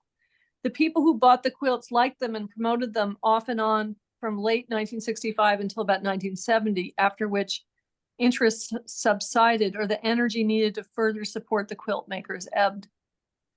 The most significant marketing of the quilts occurred through the above-mentioned auction on March 27, 1966, at the studio of photographer Peter Bosch. Bosch had been approached by Father Walter's friend Tom Screven, an Alabama native who had a wholesale carpet business in Manhattan and who would become the main promoter of the quilts in New York. But I'm going to skip ahead. Most of the quilts auctioned in Bosch's studio weren't made with materials sent from New York. Probably many, if not most, were made prior to the creation of the Freedom Quilting Bee itself. But they were pounced on by an enormously sophisticated and discerning group of buyers, such celebrities as the jazz singer Mabel Mercer Ray Eames, wife of the celebrated furniture designer Charles Eames, and Women's Wear Daily journalist Charles Krybel bought quilts. All but 5 found buyers. The top price was $70. Oh, geez. Oh, gosh. Jeez. Great, huh? Eventually, such New York arbiters of taste as the legendary fashion editor Diana Vreeland and the influential interior designer Sister Parrish were drawn to and encouraged sales of these quilts. For a time, actually a short time, they were a fashion phenomenon noticed by people of wealth and rarefied sensibility, culminating in sales by department stores, notably Bloomingdale's. Perhaps the most powerful intersection artist to artist taking place in Gee's Bend was the visit of the painter Lee Krasner in 1967. She traveled to Tuscaloosa, Alabama in connection with a showing of her work there and was told about the Gee's Bend quilts by Theodore Klitzke, chairman of the local university art department. Krasner was so interested that she arranged to visit the bee with her dealer, the Donald McKinney of New York's Marlborough Gallery. She described what she saw there. Finally, we arrived at somebody's house and went in. I shall never forget it. We went into this room where there was a stretcher, a quilt frame, the full space of the room. Women were seated against the walls of the room working on a quilt. It was quite a sight to behold, to have the door opened and be confronted with, I don't know how many women sitting around working on this quilt. I was very taken with what I had seen. I asked about this and that and ordered 3 quilts. Gee's Bend is very implanted in my mind. Donald McKinney, who also bought 3 quilts, recalled years later, I was impressed by the honesty and simplicity of the quilts. They were simple yet sophisticated. You could feel the honesty and warmth. I dislike cuteness, and they weren't cute. There was strength in those quilts. By the time of McKinney's visit in the late 60s, the minimalist art of Donald Judd, Solowit, Bryce Martin, and most significantly, Eva Hesse was in full bloom. That sensibility educated artistic taste as much as the painters of Lee Krasner's persuasion, and surely fostered a greater appreciation of the artists of Gee's Bend. Yep. Yeah, I mean, that I guess I should follow up and find out where they are now and what they're doing, you know, because this show, let's see when this was, I think this is published in like 2002. 2002, yeah. William Arnett and his son, Paul, and other son, Matt.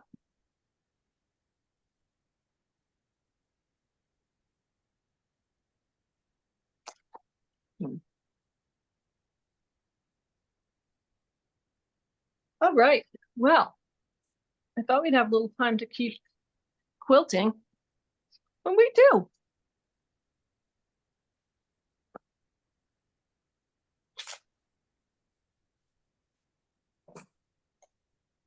feel like just throwing down some stuff right here.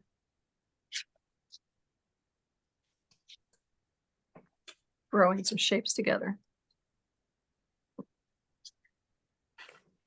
It'll be, I mean, now I feel like I'm all warmed up to just make some cool collages that emulate, you know, but not copying them, but kind of just.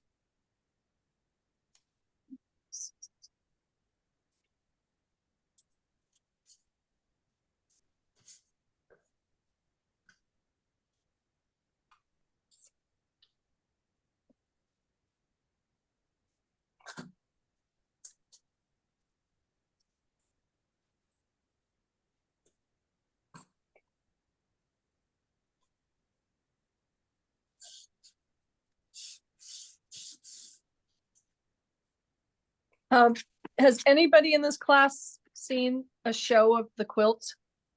I have. They Where had did it- you see I in think they in Boston? They Yeah. had it at the MFA, and I bought, and Madeline bought me the book, and I had this little post. Yeah, that was a Christmas present from her. I was there too, Libby. When do you know, remember that when that was? No, Well, me neither. it was a long time ago, but I think I took the day off from work, so like the afternoon off from work, so I could go downtown and see it. And did you love them? Oh, God, yeah. yes, I totally fell in love with it. What I did mean, you- it was what- like collage, but with, you know, it was just, and the colors and everything was just beautiful.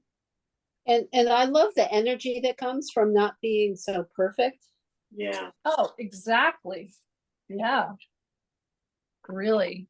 Although I was a quilter at the time and very precise, as you can imagine. So for me, it was kind of a shock. That's Right. really funny. And for Yeah. me, it was too late. I moved on. I went to see them at Berkeley. Oh, you went to see them in Berkeley? Yeah, Yeah. And were they at the Berkeley Museum or the Oakland Museum? Berkeley. Yeah, Yeah, Berkeley Museum. yeah. Do you remember what year? Maybe 5 or 6 years ago. Okay.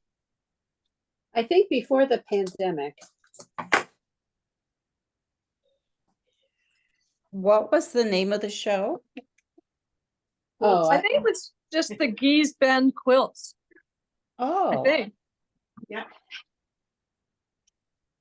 The quilts of Geese Bend, I think. Well, now I'm gonna have to learn about, you know, if they were ripped off or whatever. And What happened when to they them? had those shows, did the quilters get any of the money from them? I know. I'd like to know too. Of course. Just seems like. probably, my guess is some of the royalties they might not have gotten from their designs if they used the prints for, you know, Mhm. what you were saying, oh, those department stores, you know, for. Yeah. I don't know. I have a quilt that I just got, you know, someplace like on the Cape or something. I mean, it was not handmade or anything, but it was a lot of those colors. And I got one for me, and I got a matching one for Madeline, and I still have it. And it's turquoise and blues, and I think there's orange in it. It's Do you a very, think it was inspired by Geese Bend? I don't know, but of course they're all the colors I love. So, and I only put it on a couple times a year because I've had it for years. But it's beautiful. Wow. But it could have been inspired by one of their designs. I think she has the other one now on one of her kids' beds.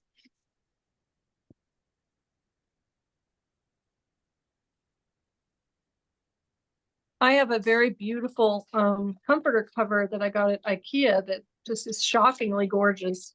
That kind of looks like a Geese Bend design. It's all in black and white and just super geometric, and I just couldn't believe how gorgeous it was.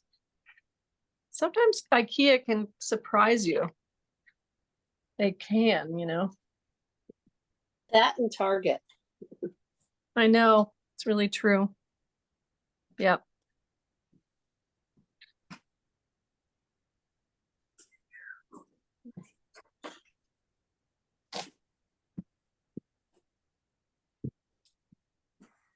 Well, they use artists, you know, they use artists from all over the world, right? To design things.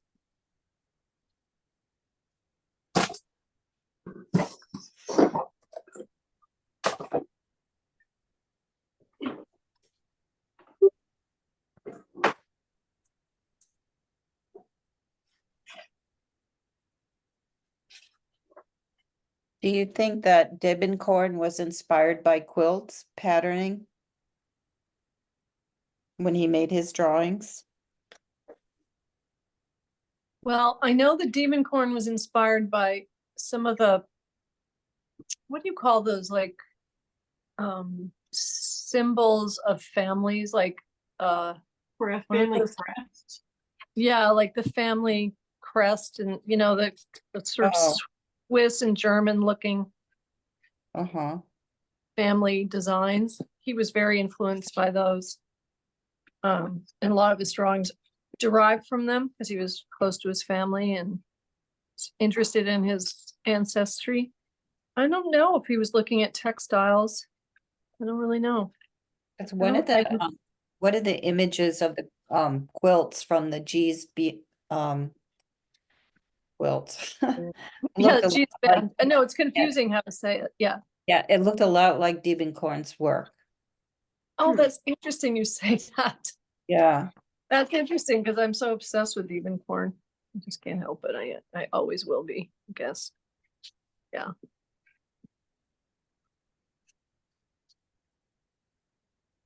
Well, I think you're right. I think it's kind of the same. It's what I'm very interested in, a kind of loose imperfection.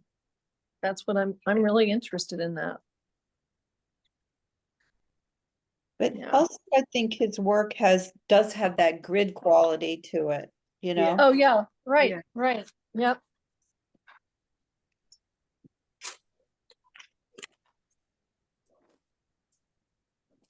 Well, I'm definitely influenced by Gee's Bend here. No doubt about that. But I think it's kind of fun to have these like lookalikes. I think they are fun to have. Now I have I've done three like lookalike Gee's Bend. That'll go in my teacher's portfolio. Although these would be fun. I mean, I love the one I made for the.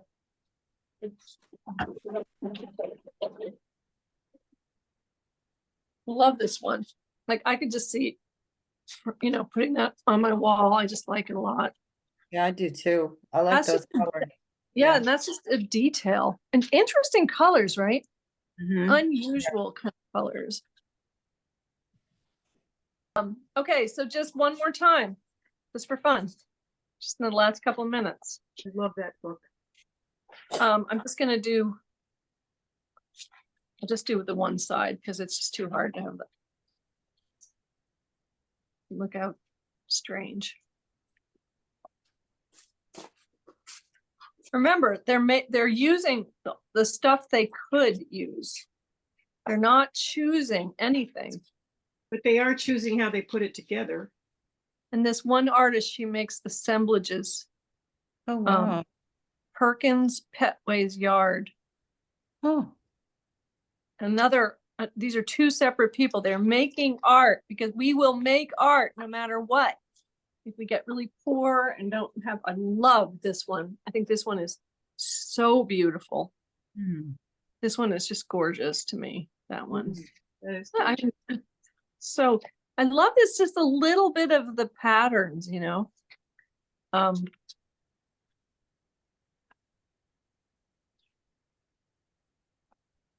I want to show, well, I think this is one of my favorites. And this is another one. I want to show the one with the bandana in the center. And this is classic. Mm. And just those, they're almost like, it is like, you know, the metronome of a beat. The one I want to show you is the one with the bandana in the center. This is a super beautiful one. Arlezonia Petway. It's called Lazy Gal. I tried to draw this one, but it was almost too hard to do. She was born in 1880 and died in 1969. Blocks and strips using work clothes. This one was made around 1935. This is the one that reminds me of Diebenkorn. Oh, you're absolutely right. Totally. Rachel Carey George. Lutetia Petway. And this is so beautiful. And I mean, I just don't know. Like my brain wants to see it as symmetrical, but it's not. I don't know what it means, a string pieced quilt. I don't know what string. I guess they're just really small. That's a very beautiful one too. Isn't that one beautiful? It is. And just, I mean, just like kills me, the decision making. I think what they mean though is because those are small little strips. Yeah, And I think you're as right. opposed to like in most quilting, it's bigger chunks of material. And look at that little piece of fabric on the side that's black and white flowers. It's just tiny little, hard to see it, but Yeah. there's one with a bandana that just sort of shocked me, but I don't know where it went.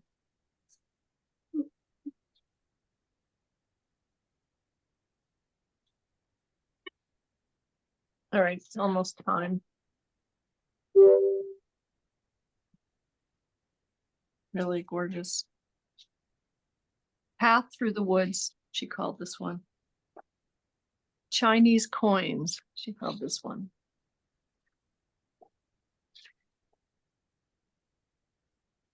Bars, corduroy, denim, polyester, knit, assorted synthetics, and breeches legs. They called them breeches quilts when they used the pants from the fields. That's such an old-fashioned expression, breeches. Breeches. It is, yeah. This is beautiful. Well, She that was was born Annie Mae Young, born 1928. Housetop. This is Nettie Jane Kennedy, born 1916. She made this one in 1955, died in 2002. This is the housetop. I guess it looks like a housetop. This is called Housetop 9-block half log cabin variation. That is gorgeous, that one. And here's a picture of the artist with the same quilt on the clothesline. And I mean, it's crazy beautiful. That one's gorgeous too. That's so simple. Oops. Some of them I don't like. I mean, there's some I don't like at all, because because I don't really like that one that much. But sometimes they use the word vote in them. Oh, really?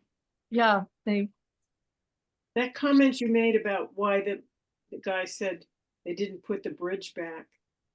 Not right. because they were black, but because they forgot they were black. Or whatever it I was. know, so horrible. Very disturbing. Yep, very disturbing. That's a really unusual one. It almost looks like newsreels, or those photograph, the transparencies. Mm. And this one is completely unique. It's called Yeah. Snowball. Ellie Mae Irby.